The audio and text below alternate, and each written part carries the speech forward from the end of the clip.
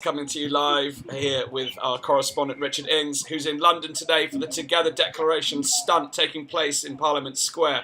At least that's where I believe Richard is. It may have moved from where he started. Richard, welcome to the Pandemic Podcast. Tell us a little bit what's going on in London today.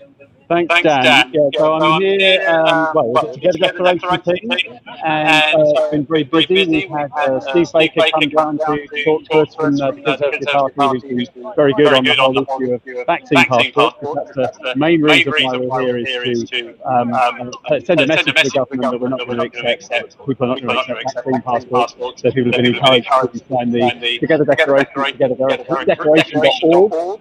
And we've also got some well-known people here as well. We've got Tonya Buxton, who you might know, Dan. Yes, good to see you, Tonya. So, what brought you to the event today, Tonya? So just ask that question again, Dan. What's brought you to the event in London today? So what's brought you to the event today, Tonya? I'm here because we have to fight for freedom. Somehow people think I was born that freedom was my right. I was never fight for that case. I'm having to fight for my freedom, my children's freedom, and I'm a part of society. It's something that makes sense. Vaccine passports make no sense. They're not about a virus. A vaccine doesn't stop you from getting it or giving it. Natural immunity is the best thing for that. If you're lucky enough to have already had COVID and recovered, that's the best thing. But they want to just stop the way we live our lives in Britain. And that's what I love about Britain, the freedom, the democracy that we live in is being taken away from us. That's great. Now, I can no longer hear Dan, so I'm no longer sure if I'm assuming that he's still on the line, but we may have lost the connection actually, because I'm looking. I can hear Richard. You can hear me, Dan. Yeah, perfect. I just muted myself so I could hear Tonya because I was getting a feedback through myself. You're having the same problem that I was. Yes. So, did you have anything you wanted to ask Tonya, or shall I just carry on talking? Please, you take over. What would you say? What's the most important thing that people can do now if they are worried or angry? I'll just point the camera properly. The easiest thing that they can do is go to togetherdeclaration.org and sign that, and then pass it on to everyone to sign. The more signatures we have, the more power we have to keep our freedom. And on top of that, send an email to your MPs. It's so easy to do now. You don't have to write letters and put stamps on anymore. Send an email. Send lots of emails and tell all your friends to send emails and bombard them and remind them that they're there to serve us. They're there to serve us. We're not there to be bossed about and told how to live by them. Who we can see, who we can hug, where we can go. It's not their right to tell us, it's our right. Well, we were chatting earlier about the media and the kind of the sort of internal sort of things that the media just simply don't want to report or talk about this issue in any kind of a reasonable way. And obviously, you're very you're a TV person. I mean, what's going on there? Why are people so reluctant, do you think, in the media just to sort of debate it even? It's something really sinister. Really? Everybody keeps saying it's stupidity, but it's not. Yeah. Ofcom have come out with rules that are illiberal. Yeah. Who decides that Ofcom gets the right to do this? I want to know who's pulling Ofcom's strings, because why are they not reporting all the protests that are going around all the world, having protests about vaccine passports and this awful way of living where it takes away our livelihoods, our control of our lives, and no one's reporting it. I went to marches and protests here. We had nearly 1 million people. That one time we had so many people, and the BBC reported a few hundred people. Yeah. So they're allowed to report live, and I don't know what's going on. I personally find it really sinister, and it's just a couple of places that are speaking the truth, and that's GB News, where I'm on, and Talk Radio as well. And Dan's Pandemic Podcast, of course. And Dan's Pandemic Podcast. But I'm talking about the kind of media that you can get. Mainstream, millions of audience. But otherwise, no one else is doing it. And why? Why aren't they doing it? Yeah, but it worries me. Yeah, it is puzzling, right? Puzzling and worrying. Petrifying. Yeah. I mean, I think there's quite a lot that we can do on the alternative media. I mean, maybe that's the answer, is that we just build up the alternative media. Exactly this. It's exactly what Dan's doing. Yeah. Having the Pandemic Podcast, that is the answer, because but the problem is that people that are already awake are looking outside the mainstream media. Yeah. What we need to do is get to be heard by the people that think that mainstream media is telling the truth, or the newspapers and the TV channels and the radio channels are telling the truth. I mean, it's tough when you've got someone like yourself who's obviously, who's in the media, has been in the mainstream media, and is in a sense, not being allowed to talk about these things. That's a really tricky situation. I don't know if I'll ever work in mainstream media again. I was pretty much blacklisted for speaking about lockdown harms. Even before the vaccine came out, I wanted to give a voice to people that have suffered during lockdown. I myself, personally, my mother has got dementia, which has got much worse because of lockdown and the isolation. And my mother-in-law, unfortunately, is at the end of life because of lockdown. She didn't get seen in time. She is like, so when you say to me you don't care about Granny, well, whose Granny's more important? And I'm just sick of it. I'm sick of as soon as you try and have a debate and have a decent argument or conversation with someone, you get called names and you get shut down. What's happening to the world? Humanity is ceasing, and we have to stand up for it. Well, that's exactly. Yeah, we have to be bold, right? We have to be brave. We have to speak out. But it's not fun. It's not fun. It's not easy. at all. And you know, I get a lot of grief. My children get a lot of grief. Yeah. Just for trying to debate and talk about what's going on and to try to stop this creep on our freedom. Yeah. Well, if people can sign a declaration, that's a good start, sign right? A declaration. Yeah. Just do what they can. Take you 2 minutes. Just do it. It's really important. Yeah. Thank you so much, Tonya. Bye, Dan. So I'm going to see if I can chat with a couple of other people. Let's have a quick chat with Danny Rampling. Danny, I'm on Dan Astin-Gregory's pandemic podcast. Now, you won't be able to hear him because he's in my ear occasionally. But why did you come down today? What's the important message, important point about today? Well, it's supporting the Together Declaration campaign, which is where my focus and attention has been dedicated for the last few months. And this is a very important day here because we've had MPs out here on the lawn on Parliament Square discussing the vaccine passport issue, which is a very serious issue. And our freedom and liberty is at stake with vaccine passports. So I come here because I believe in a free, open, democratic society, and that must be upheld. And we have to oppose vaccine passports. It's more than just an app. A lot of people believe it's okay, it's just another app.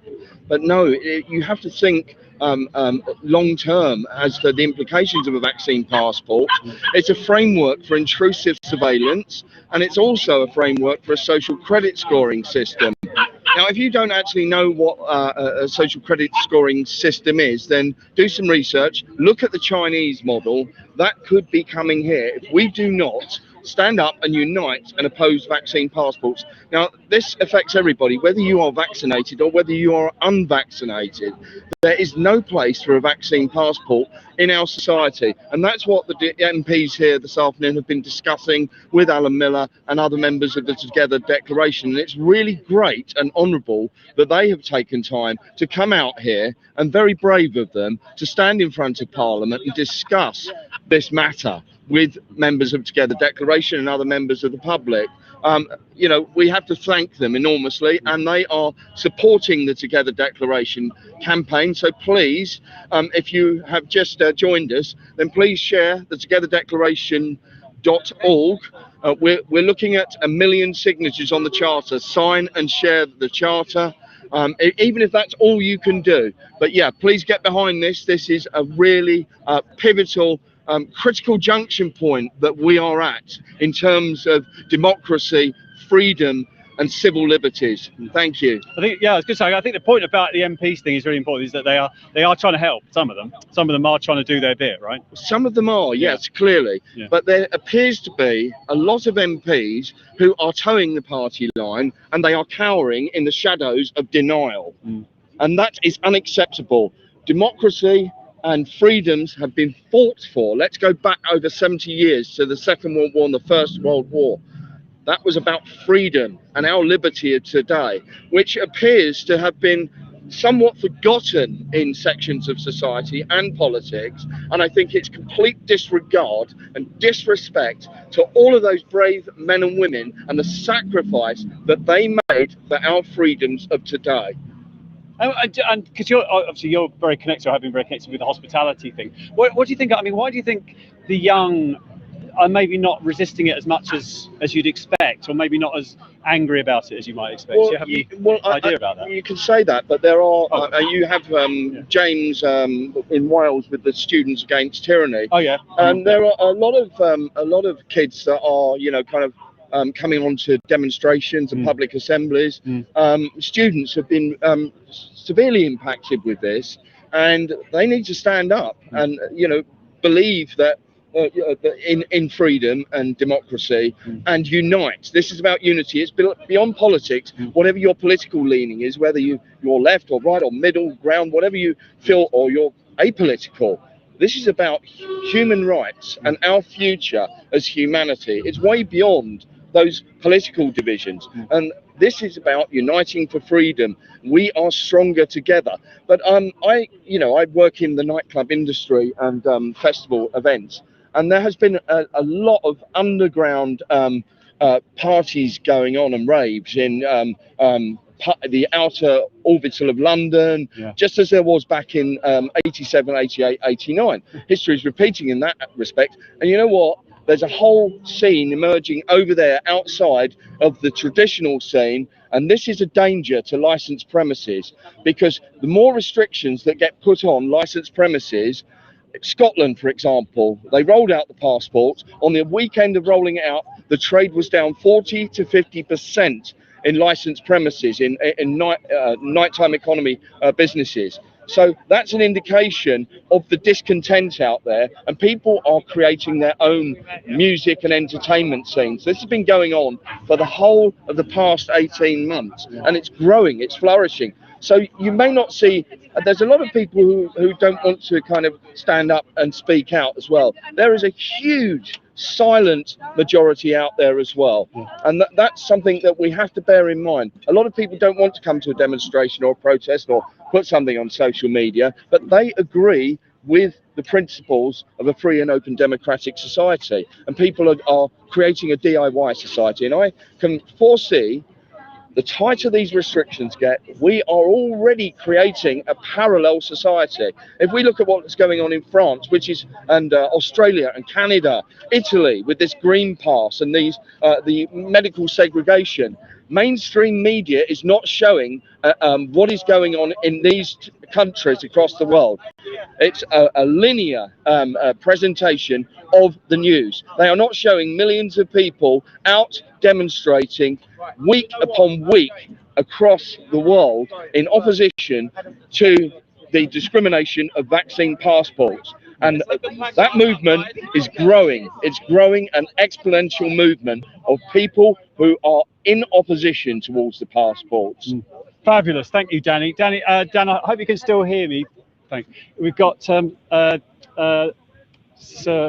Graham Brady, so I'm going to try and come in there. And can you see? Let me see if I can. Graham and Alan on the screen there. On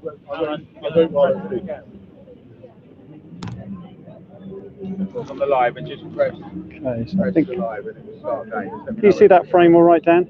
Yes, got you. Yeah. Perfect. I've gone live, it should show your feet at the moment. That's right. So I'm here with Sir Graham Brady outside Parliament, and it's quite a worrying day, Sir Graham, because in Stormont we know that some people are advocating that we have vaccine passports there. We know that in Wales and Scotland we've got them already. Can you tell us what your thoughts are, why you're opposed to vaccine passports, why you signed the Together Declaration? No, we've also got this shocking policy in Austria of lockdown.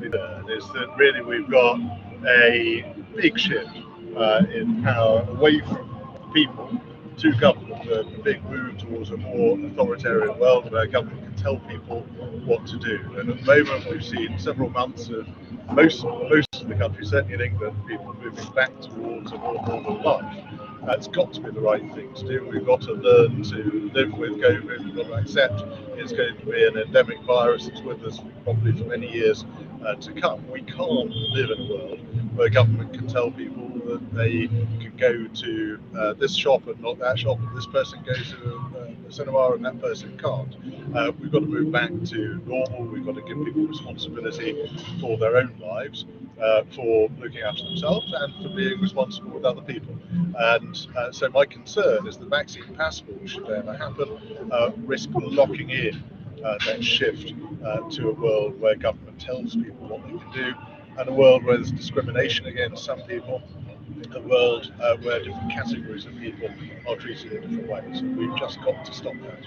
And what would you say to constituents, people who vote for their members of parliament, when these measures are imposed? Because I think a lot of people, particularly after lockdown, still feel quite isolated. There's a level of fear, but also not sure what they can actually do. How can they advocate to have their voices heard, as well as signing the Together Declaration.org?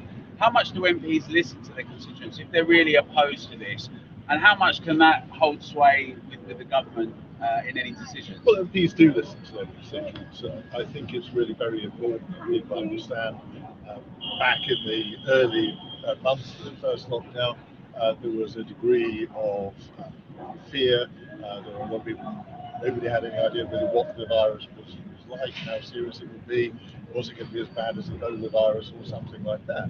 And certainly public opinion swung firmly behind very repressive measures.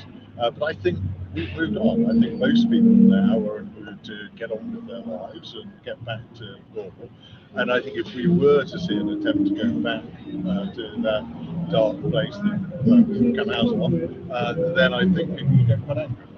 You're obviously a very key person in the Conservative Party, and we know that Sajid Javid and the Prime Minister said that we may have Plan B, the vaccine passport is going to be in reserve.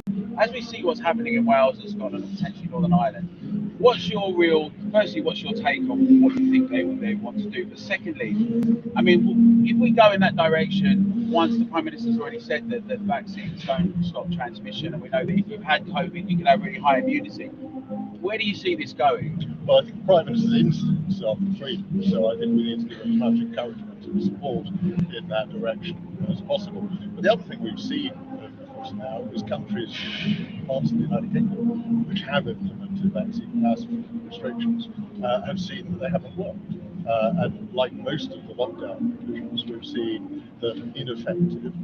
We've seen a number of positive tests in different places going up or down, independent of what restrictions are in place. And certainly where vaccine passports were used, we've seen positive test rates rising. So we've got enough evidence to know this isn't an effective policy.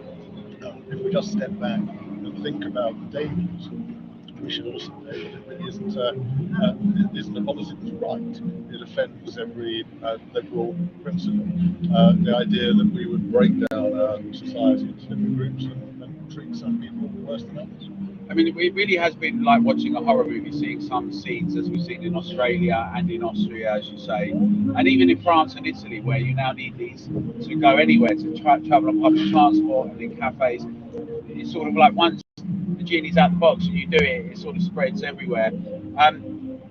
How would you recommend that people actually, as well as signing the Together Declaration.org, have their voices heard? Just, what would be your recommendation? Well, I think you guys are doing a good job out demonstrating here. The crucial thing is to be polite, to be peaceful, but to be resolute, to make sure the message gets across. And that can be by writing to members of parliament, writing to the press. What we do on social media is a very clear, very simple message. We want to live in a free society where people are treated equally, and that's something that isn't difficult to get across. We just need to make sure that voice is heard loud and clear. So I'd like to thank you, Graham, on behalf of everyone for having courage and signing the Together Declaration.org, and also coming out to speak to us. A lot of people out there feel like firstly, there isn't wide enough debate either in Parliament or in the media, and the fact that you come out and spoken to us and you're consistently advocating these things in difficult circumstances is commendable. So I think many people would want to say thank you for that. Thank you. Thank you. Thank you very much. Could I ask a quick question before you leave? Yes, indeed. So many people, they don't really care about the vaccine passports. They don't think they're a bad thing. Some people are even supportive of them. So why should they care about what they represent in terms of encroachment on civil liberties? I think the first point is the point I made earlier, that the danger is that we lock in the long term things which were put in place in restrictions. We start to put in place vaccine passports, something that can stay for a very long time. And then you start to think, well, what happens if this isn't just for COVID vaccination? What happens if you can't go to a restaurant unless you've been vaccinated against flu or some other disease? It's not difficult to see where dystopian where people's privacy is invaded, where their medical records become the property of the state. And I think most people, when they step back and think about it, can see that it's very worrying. Brilliant. Thank you very much. Thank you.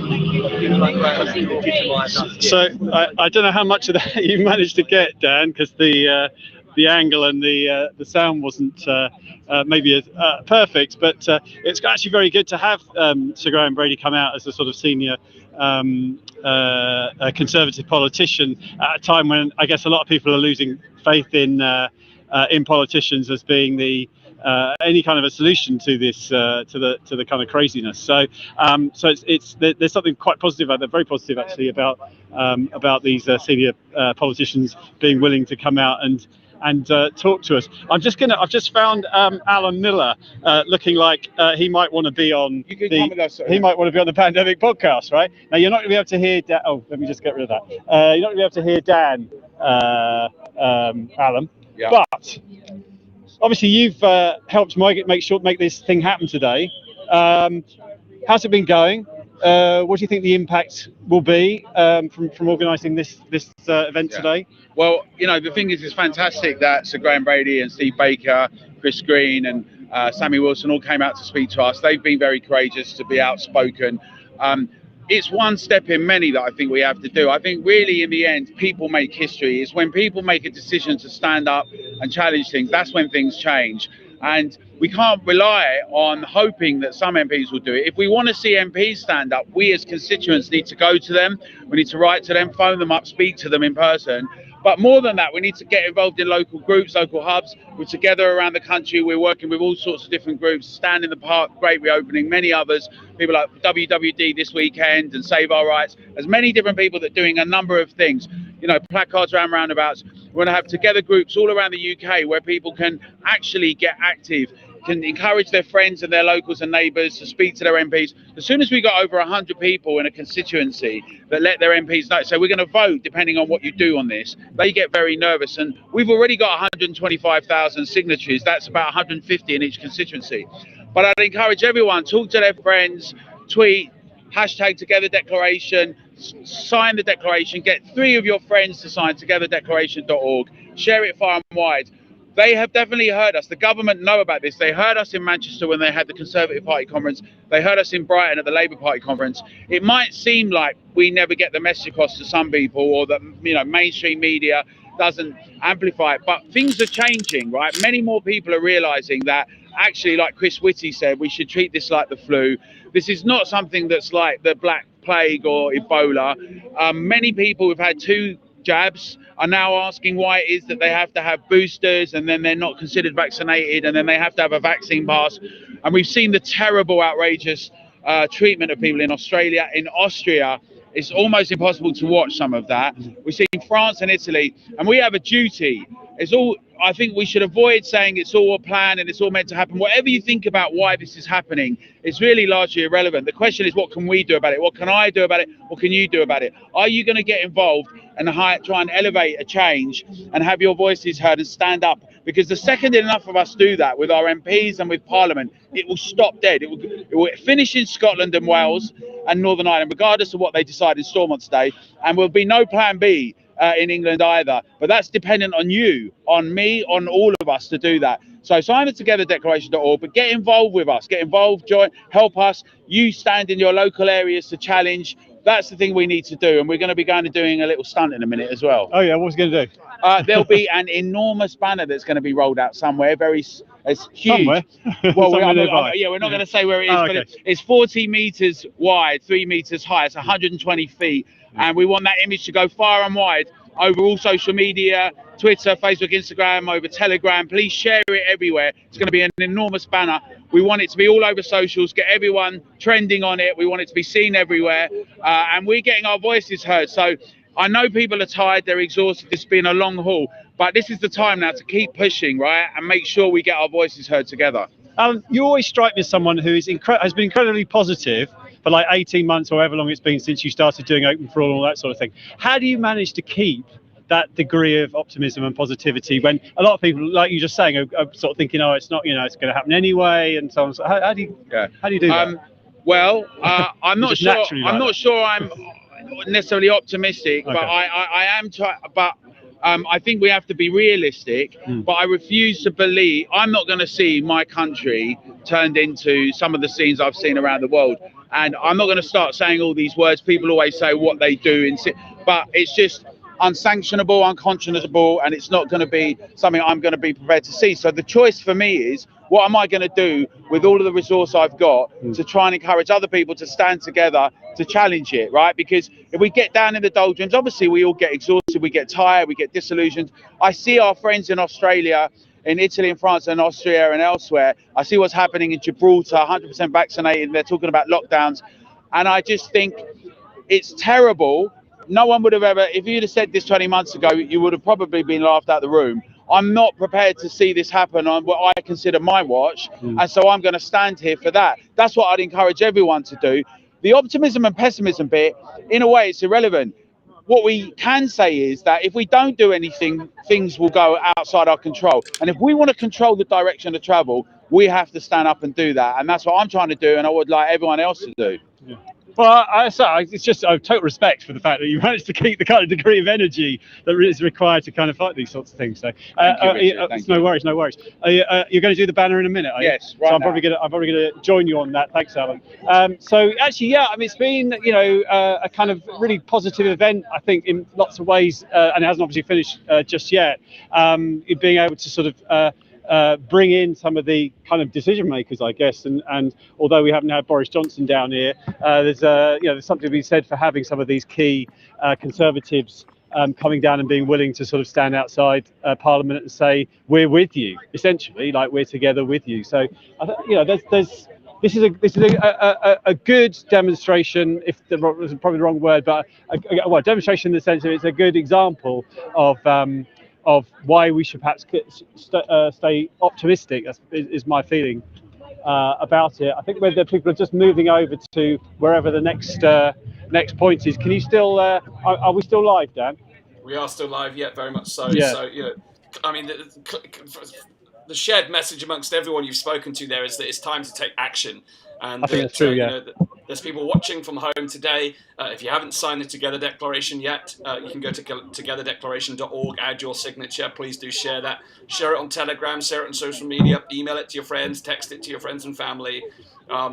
We do want to live in a free, fair and open society, and we cannot do that in the presence of vaccine passports. I think the message has been loud and clear from the Parliament Square there that this is a threat to our long-term liberty. It's discriminatory.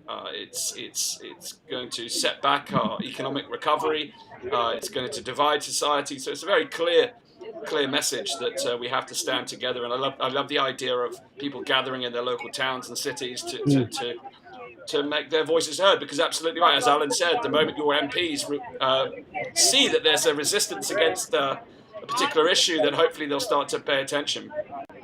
Exactly, yeah, and I think that I I do often think that part of the reason why we haven't, why we're still living in relative freedom compared to some of these countries that people have mentioned, like Austria and Australia and so on and so forth, is that we have consistently, many of us, shown that we are opposed to this and that we're willing to go out of our ways to protest and to write to MPs, even the basic stuff, those small protests, and we've kind of kept some of those things to some extent at bay. So I think there's still, we can pat ourselves on the backs a little bit for the efforts that we've made so far, but there's a long way to go, in the sense of there's always the threat of these things coming back. I mean, if Gibraltar, which of course is I think a British protectorate, isn't it? I'm not quite sure what the status is, but that's part of Britain effectively, are reintroducing lockdowns, and if Scotland have got their vaccine passports, and Wales, England is not safe yet from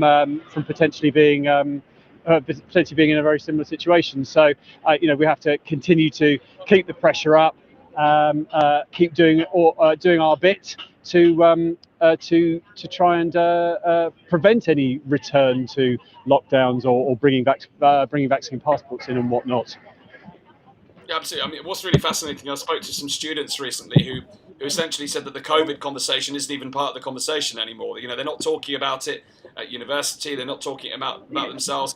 I spoke to some grandmothers recently as well. I asked them if they were concerned about what's happening, and they were less concerned about COVID. They were more concerned about their children, their grandchildren, their children's futures under this kind of regime. That's, of course, you know, isn't representative of some people who are afraid of the virus still, but it seems like politicians are clinging on. You know, that this is just an opportunity to further gain control over the population. It's another method of surveillance, digital surveillance. It appears to be perhaps a growing trend that has accelerated through the pandemic.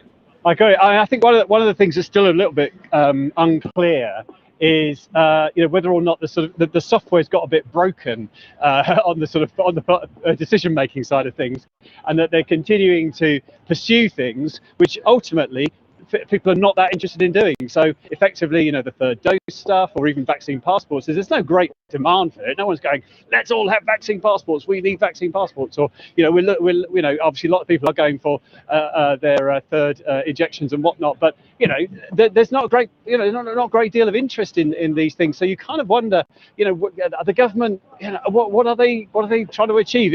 Is it simply that the software is stuck, that they're on like a broken record? Are we going to keep on with this, or you know, are they trying to slowly, you know, soften us up for you know, greater control? You know, the social credit system that people often talk about, that's you know, part and parcel of some of the you know, societies like China and whatever. Is that their ultimate goal? It's very difficult to tell, but it does seem like the buy-in or the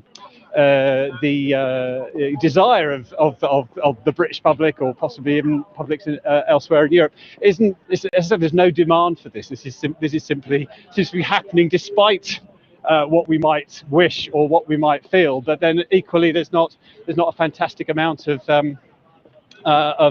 vocal opposition that's trying to stop it. So, you know, but we still need to build that up and still make you know, still make our voices heard to try and stop it happening. But it's very difficult to tell exactly where the impulse is coming from for increasing or continuing restrictions. This is what when I was talking to Tonya Buxton earlier, is that she's worried that there's a sinister aim.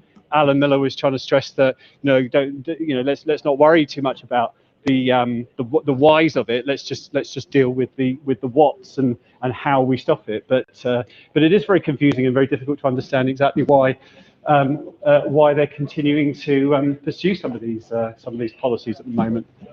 Yeah, I mean, it's one thing that some of the psychologists that I've spoken to have spoken into, the sense that what the pandemic has done, even for politicians and people in Parliament, is it's given them a sense of meaning and responsibility that they didn't previously have.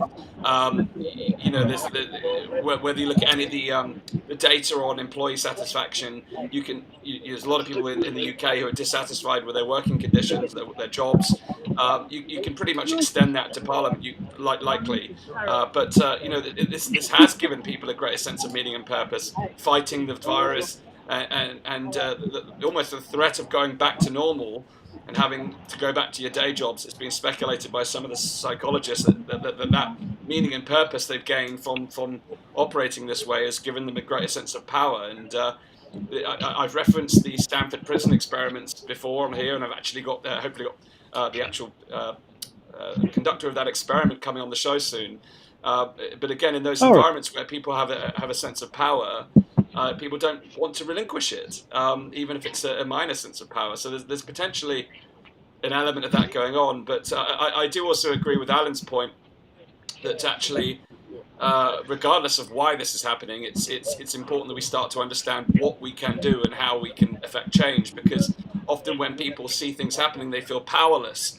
But what you're demonstrating today amongst those that you're standing alongside is that people are willing to take action. You know, it's a weekday afternoon here. People are gathering in Parliament Square. I can see you're heading towards where the stunt is going to take place. Yeah. It's important that people feel a sense that they can do something, because it all counts. Exactly. No, as you just said, we've just come down the. People who are watching this will perhaps realise we've just come into what I know is Victoria Gardens, I think it is, but it's right next to Parliament. The plan being that this banner that's together, excuse me, the Together banner that Alan was talking about is about to be lifted up. Now, I'm not sure if so we've got, I don't know if you can see that we've got we're being sergeant majored into doing this. That sounded like Peter Sonics. Yeah, it was. Yeah. Now, I was gonna try and get this so that you might be able to see it go up, but I don't know if they might need my help. Lifting it. Well, it looks quite a hefty. Yeah, there's some more people arriving. Well, let's see if we can capture the moment because let's see if we can do that. There definitely looks like there's enough people just to lift it. I don't know if that makes sense for me to try and back up a bit so that you can kind of see as much of it as possible when it gets lifted, or if it's better to come in closer. Whilst they're getting in position, why don't you go up to the banner itself so we can see what it says? Okay. Well, it looks like it's happening, going up. Very good. So here we are. So this is yeah. So what I might do is just kind of run alongside it, see if I can get all the way to the other end. Oh, it's a dress rehearsal. Okay, all right. So that was just a practice run. I have to say, this is obviously the first time that I've tried to do this on in any form, but on the podcast that you're producing. But the kind of camera work that I'm trying to do here is I'm not used to it. Put it that way. So it's quite challenging and exciting. But yeah, so it looks like that wasn't a dress rehearsal. It looks like that was actually the thing. So I'm trying to back up so that we can kind of you can get a scale of it. I don't know how. Yes, I mean, you can see Westminster behind. That is a sizable banner. It'd be wonderful if you could actually just leave it at the end attached to Westminster. That would be fantastic. Yeah, no, indeed. Yeah, that would make. Sorry, absolutely. I'm being told off by the official photographer for being in the way, which is reasonable enough because this is this needs a permanent professional record. But I think you can see the whole thing there because I can see in my viewfinder that we've got Together on the on either side. And and in the middle, obviously, the actual website address. I do feel a bit guilty being one of the tallest and probably among the stronger members of the people here that basically I've let a lot of the smaller, less strong women do the job. But well, they've done a sterling job there, and at least we've been able to capture the image. Part of the activity today, obviously, speaking to the MPs outside of Parliament. I understand there was a meeting inside of Parliament as well today. This is a great scene to be able to see this gigantic banner. Great promotional activity. We need a few more people. Perhaps we can bring it to the next march. Yeah. Well, I don't exactly know how you would. I mean, just there's no street wide enough that you would be able to do it, not lengthwise, but the opposite when you're going with the width. But I see now it's the cleanup operation where I think it's just as difficult as doing the original laying it out. Perhaps we can wrap up so you can help out. Help out with that, yeah. But so I think the event has been successful. I think in as far as getting some of the MPs that have been certainly some of the better MPs who've been pretty good about voicing their opposition, being very strongly opposed to their own government. Actually, I mean to their own party in government, I should say. That they were willing to come out and say, listen, enough's enough on this whole vaccine passport nonsense. And that's an encouraging thing, I think, for everybody, that it's not just us voters who are upset about it. The people we voted for are not exactly content with it, and that should be encouraging, I think, for people to say, well, there is still stuff that we can do. We can still stop this happening, and so signing the Together Declaration at togetherdeclaration.org is a great idea, and keeping up whatever pressure you can in your local areas, and perhaps getting involved at a local level as well, because there's the Stand in the Park guys. They're fantastic, going out every weekend, every Sunday I should say, in the morning, and meeting in a local park. I think it's standinthepark.org, I think, is their website, but you might know more about that, Dan. But there's lots of things that people can do at a local level, and it's really important that they do, I think, just to keep the pressure up and keep the message, keep talking to people as well. I think just the conversations that people can have with their friends and family are crucial. Just getting people to sort of question what's going on. But yeah, it's been a good day, I think, for keeping the message out there, and perhaps giving some hope to some of those people where vaccine passports are happening in Wales and Scotland as well. Absolutely, and this is a great initiative that we've seen today, but it's clearly not over. We're standing our ground in England, as you mentioned. Other parts of the UK now seeing these vaccine passports rolled out. Many other countries around the world, we're seeing divided lockdowns in Austria. Now the Czech Republic have announced that they'll be doing the same from Monday.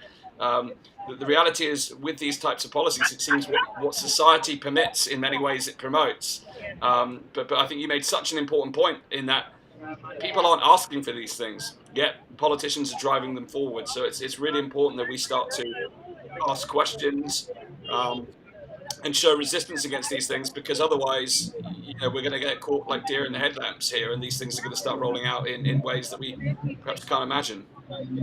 Indeed. No, yes, but as I say, positive. I think there's grounds for optimism that we can perhaps stop this happening. That would almost be a remarkable feat if we were probably the only country in the world where we'd managed to keep them at bay, right? Because there's so many countries that are being introduced systematically without any kind of like opposition or any resistance. And I feel for those people like you do, but if we can be like some kind of a bit Dad's Army-ish, you know what I mean? We're going to stop them. I don't want to get into that whole anti-German thing, but you know what I'm trying to say. Where we're holding out against the tyranny. Indeed, it's about holding the line. So, Richard, Thank you so much for your correspondence here live in London. Really appreciate you taking the time to show us what's happening in London. Apologies I couldn't be there today, but we've been able to show the footage today of Tonya Buxton. We spoke to Sir Graham Brady. We heard from Alan Miller. And Danny Rampling, international DJ, and thank you to Richard for your great commentary here. The last thing I'll say to our audience watching at home is please do subscribe to the Pandemic Podcast. We are rebranding the show soon. We're looking to increase our production quality and help do things like this in a way that takes on some of the larger media, because as Richard and other has said, that where is the mainstream media? So the alternative media has to be the voice, and to help us to grow our audience, to help us to get the message out there, to help us increase the quality of our broadcasters. It'd be really, really, really valuable to have you as a subscriber and as a supporter. So please go to danjgregory.com/pandemic. Please do sign up to our mailing list, and we'll continue this conversation in due course. Tomorrow evening, we've got a broadcast with Jeffrey Peel, where we're going to be talking about the digital ID debate, where we expand the conversation on what's happening here with the Together Declaration in London. So thank you again, Richard. It's been great having you as a correspondent today.